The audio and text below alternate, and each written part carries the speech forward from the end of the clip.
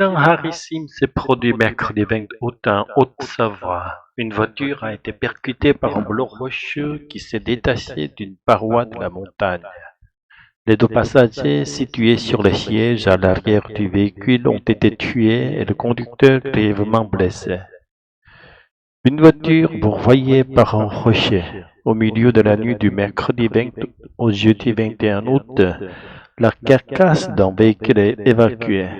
Deux des quatre occupants sont malheureusement décédés. L'accident s'est produit vers 18 heures mercredi 20 août, sur une route de montagne près de Chamonix. Une femme qui se trouvait trois voitures derrière raconte, encore choquée, le toit était éventré, tous les airbags étaient déployés et le dos était complètement écrasé. C'était horrible. On se demandait comment il pouvait y avoir des gens dedans. À quelques secondes près, c'était nous, partage Virginie Abric témoin. Sur le national 205, les petits développements sont fréquents.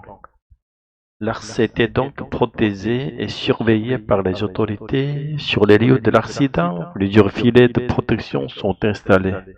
Un peu plus loin, un toit anti-éboulement a été construit. Une route dangereuse.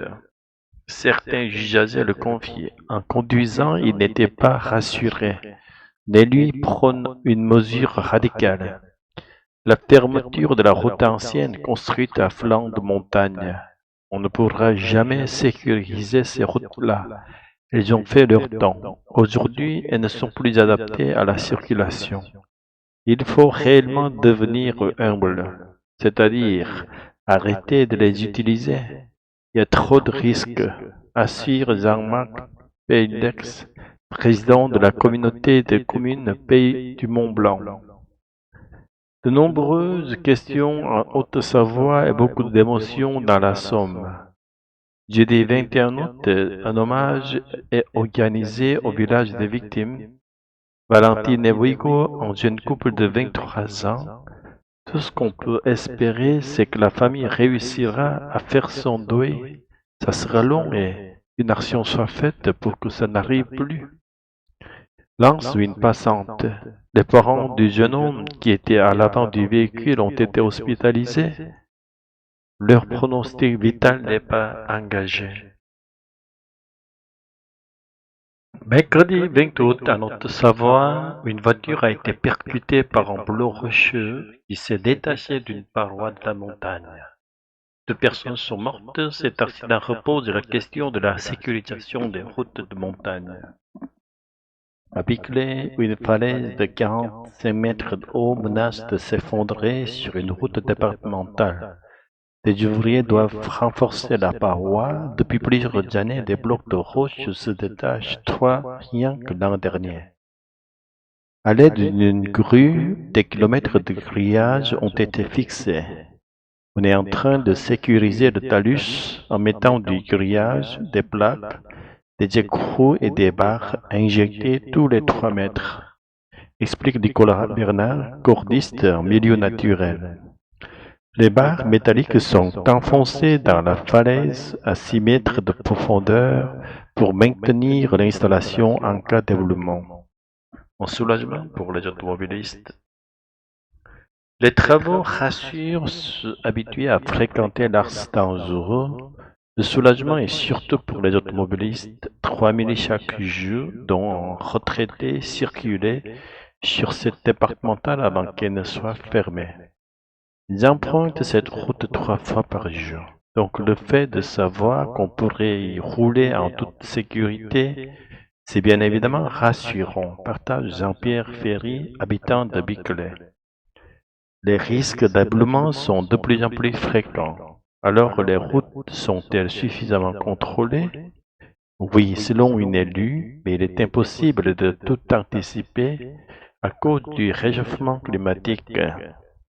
Quand on alterne des épisodes de sécheresse intense et de pluie intense, les roches vont bouger, vont se dilater, la terre va moins tenir à la roche et on va avoir des phénomènes de glissement de terrain ou d'éboulement.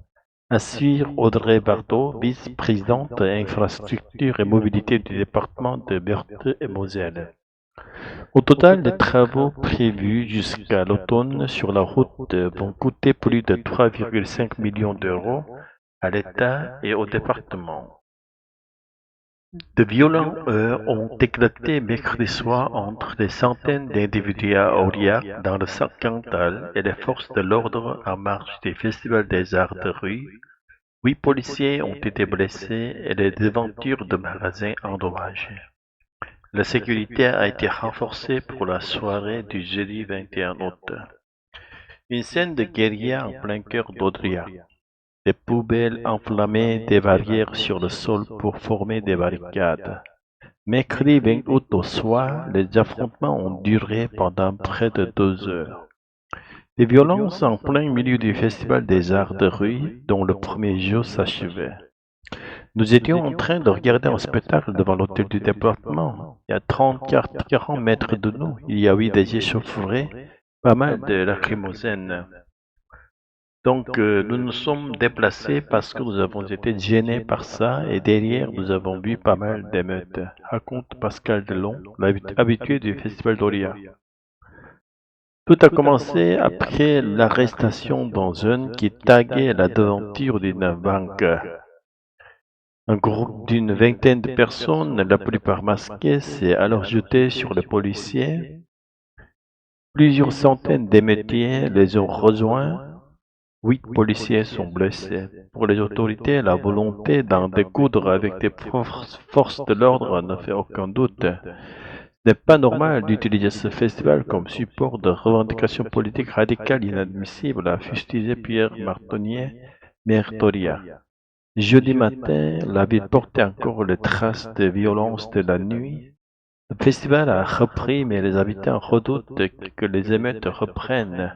Là, il y a vraiment une tension, une grosse angoisse que ça recommence. Ce soir, nous ne savons pas du tout comment va se passer le festival, explique Marie-Josée Ortigue, conseillère municipale d'opposition à Aurillac. La sécurité a donc été renforcée, une enquête est en cours. L'armée russe a lancé dans la nuit du mercredi 20 au jeudi 21 août sa plus grande attaque aérienne sur l'Ukraine depuis la mi-juillet. Selon la défense aérienne ukrainienne, près de 600 drones et 40 missiles se sont abattus, notamment sur l'ouest du pays, tuant au moins une personne. Un missile est venu s'écraser à 30 km seulement de la frontière hongroise.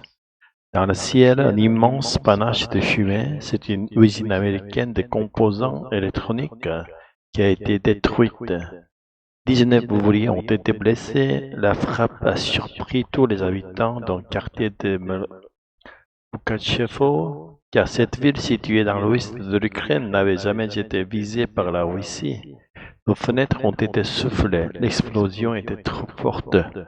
Maintenant, je comprends ce que vivent les gens à Kiev pendant les bombardements, lance un habitant.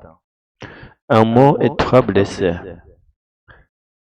Dans la nuit du mercredi 20 au jeudi 21 août, la Russie a lancé près de 600 drones et 40 missiles à travers tout le pays. La défense aérienne débordée n'a pas réussi à tous les intercepter. Comme à Lviv, où un habitant filme depuis sa fenêtre, l'explosion d'un drone kamikaze se fait entendre à quelques kilomètres du centre-ville historique.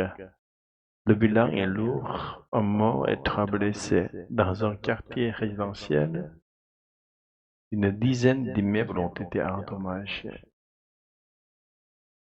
Le son de l'explosion était terrifiant. Tout le bâtiment tremblait, partage un riverain. À quelques kilomètres de là, les frappes ont provoqué un incendie qui a ravagé une maison. C'est la première fois depuis la reprise des négociations entre Donald Trump et Vladimir Poutine. La Russie lance une attaque d'une telle ampleur contre l'Ukraine.